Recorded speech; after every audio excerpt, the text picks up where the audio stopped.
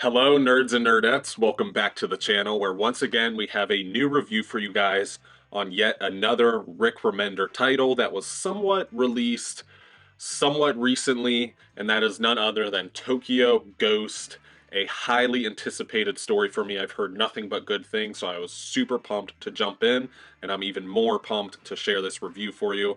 But before we get into the review, a quick reminder that if you're looking for this book or any of the other books that I've reviewed, to use the channel sponsor, organicpricebooks.com. Use the discount code STAYNERDY for $2 off your order, or if you're ordering 3 or more books, use the discount code STAYNERDY, ship it together, 5% off that order.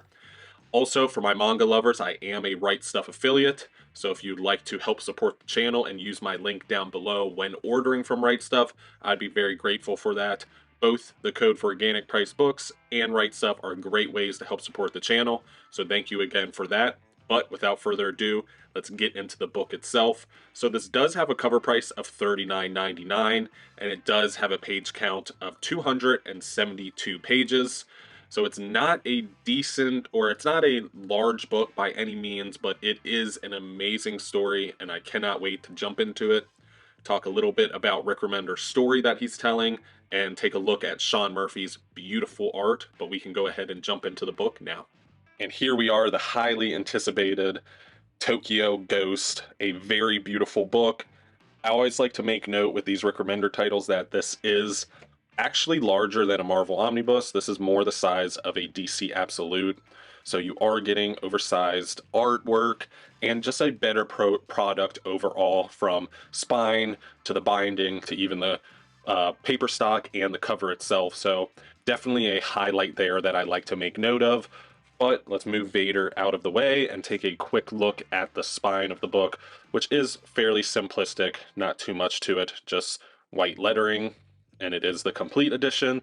And then on the back, we do have our key main characters, which is Led Dent and Debbie Decay, which we'll get into them once we get into the book itself. But let's go ahead and crack this baby open and take a look at some of the art and talk about the characters and story. All right, getting right into the book, we do have some black end pages, and then we have some glossy end pages. This is a good way to kind of show off the glossiness of the paper. It is fairly high gloss, some high quality paper as far as what the story's printed on. And then we do have a title page, Tokyo Ghost, the complete edition.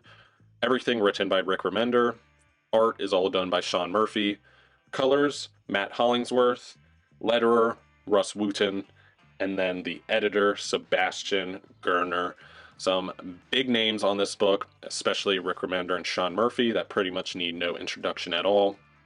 And then we get right into the first issue, picking up with our two main characters, Led Dent and Debbie Decay, who exist in a world that is torn and scorned by the existence or the over-existence of technology, to the point that every member of society has a constant link to the internet, to TV shows, social media, internet, whatever it may be. They are constantly plugged in and constantly taking part in absorbing this large amount of either social media, internet formats, if you will.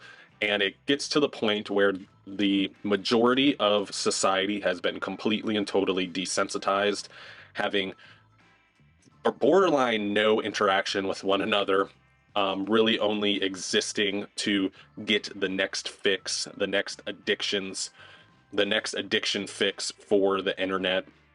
And where Debbie Decay and Led Dent pick up, and why their relationship is so interesting, is while they are in love and they are in a romantic relationship, Debbie Decay actually has never been connected to the internet, and Led Dent is a full-blown addict when it comes to the internet. He is constantly plugged in and constantly looking for the next fix. So their relationship already right there is a very interesting one because of the differences of paths through life and how one is pretty much doing the same thing that the rest of society is doing and fully engulfing themselves in the internet, while the other, Debbie Decay, is completely unplugged, has nothing to do with the internet, and plays no role really in the social addiction to the internet itself. But you do pick up with both those characters working as constables, which in this world are borderline the peacekeepers in a lot of ways. They essentially enforce laws that are put in place by the corporate heads of the world, the big money figures of this world, and they, in a lot of ways, create their own laws and rules that they then hire the constables who are, like I said, peacekeepers or hitmen in a lot of ways as well, to enforce these laws upon other members of society or even criminals at times as well, or whoever they deem as criminals. But they do eventually get tasked with a mission to go to Tokyo to pretty much kill a dictator and free Tokyo from what is going on there, which we quickly learn that Tokyo is 100% internet and technology free. Not only do they like it that way, and it is partially by choice, but they also have a EMP field that is constantly around Tokyo that does not allow anybody with technology or that's plugged in to enter. So that's really where you pick up with the main meat and potatoes of the story. Led Dent and Debbie Decay going into Tokyo, Led Dent being a technology addict, Debbie Decay being the lover of a technology addict, going into a technology-less setting to kind of investigate and potentially even kill and liberate Tokyo and allow it to be like the rest of the world. So it's already an interesting concept there because you don't exactly know the role that these characters are going to play, if they are going to live up to their constable role, or if they're going to more or less embrace their humanity and let the citizens of Tokyo live their lives the way that they choose to. But of course, things are not that simple. There is a little bit of drama as far as the relationship between Debbie Decay and Led Dent, which of course is that because of Debbie Decay's lack of connection to to technology, she would like Led Dent to give up technology as well so they can live happily ever after and truly embrace each other as individuals, as people, not be addicts to the technological world like the rest of the world. And that is kind of as the deepest I'm going to go as far as the story. That sets up the plot as well as the relationships and characters. Anything else I would obviously implore you to read because it is a amazing ride. I think this is Sean Murphy doing what he does best, which is amazing art with amazing settings, very interesting vehicles and weaponry all throughout this book. But you also have Rick Remender very much diving deep into the complexities of the characters at hand and how there's certain levels that all of us are willing to go for the people that we love. And even if that means losing them forever, but hopefully making them happy or protecting the ones that we feel we need to protect, then we are willing to do it. And Rick Remender very much dives deep into that relationship with what we want to do and what we should do as far as being humans and the best action moving forward when it pertains to any level of plot or storyline or interactions that we have throughout life or these characters have throughout life. So definitely a very interesting story overall. I think the highlight of the book for me personally is Led Dent's and Debbie Decay's relationship. I think there's a lot of aspects to their relationship that a lot of people can probably identify with and connect with in a lot of ways, and I think that's very touching and also charming in a lot of ways to humanize these characters so much to the point that so many people can probably identify with their struggles, with the things that they're going through as a couple, but they're in this setting that doesn't exist, at least at this point, which is definitely impressive by itself.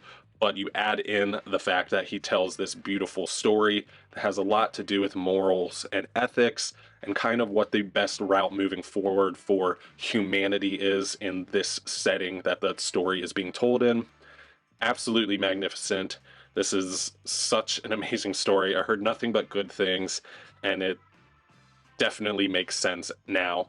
But this is probably as far as I'll go just to avoid spoilers so you don't know kind of how the story ends, because just like all Rick Remender books, there is a fairly magnificent ending that does have a little bit more to it that we won't touch on. But we can go ahead and head back to the table for some closing thoughts. And welcome back, nerds and nerdettes.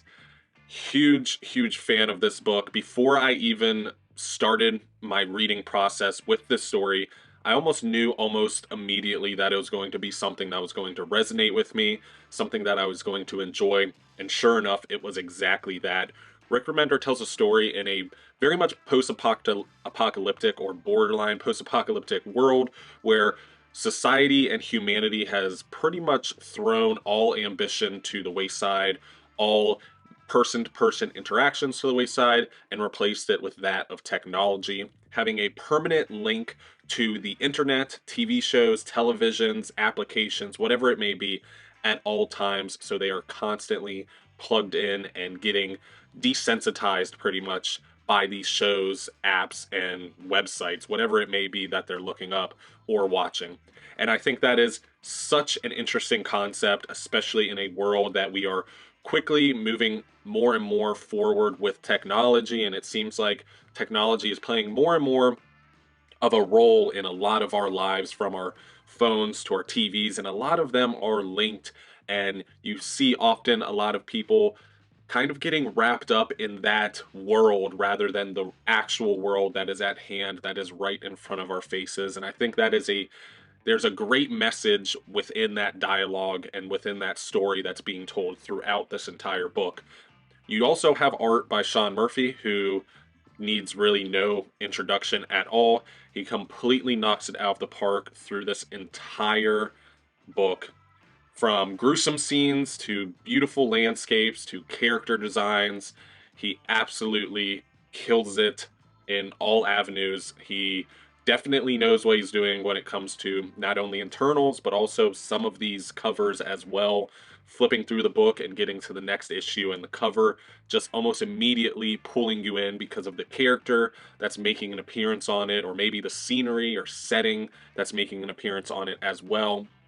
But overall, it is such an amazing story. I've heard nothing but good things from most of the community pertaining to this story. A lot of people even saying it's Rick Remender's magnum opus, but while I'm reading through pretty much all of his body of work, I am going to test that theory out and see what my opinion is as far as which book I feel like uh, was better written or a better product overall. This is definitely a great story, and I cannot recommend it enough. The lessons alone, very similar to Scumbag, is a reason worth reading this book by itself. To poorly quote Ferris Bueller, that if all of us don't look up, we might very much miss life, and that's kind of the entire concept of this book, and I think it's so touching, especially the relationships that are explored through this book as well. It is absolutely fascinating, the world that he built, the characters that he filled it with, and also the what if scenarios that he kind of puts his characters through, and we get to go through that journey with them. But the rating that I will be giving Tokyo Ghost is going to be a 9.1 out of 10. Absolutely amazing.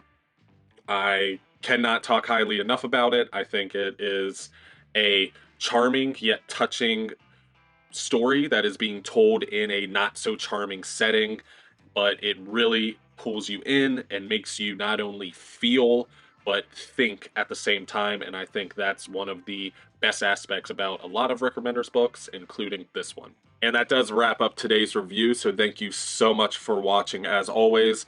I'm slowly making my way through Rick Remender's titles, eventually, hopefully, reading the majority of his body of work throughout the industry, and then eventually maybe even making a video more contributed to just Rick Remender and his books in general, but don't want to move a little too quickly before I even get to that point. But that's kind of the plan here. Rick Remender is definitely a writer that resonates with me, but I would love to hear from you guys as the community, as also comic book readers, if Rick Remender resonates with you as a reader, or if he's not exactly your cup of tea. The stories he tells don't touch you the way that they touch me or touch other readers. So definitely let me know down below. I would love to hear from you guys. I would love to hear your opinions on all of these books. I think in the majority of our videos, we've had very interesting conversations about not only the story of a lot of books that I've reviewed, but also just the writers in general, and I would love to continue to do that.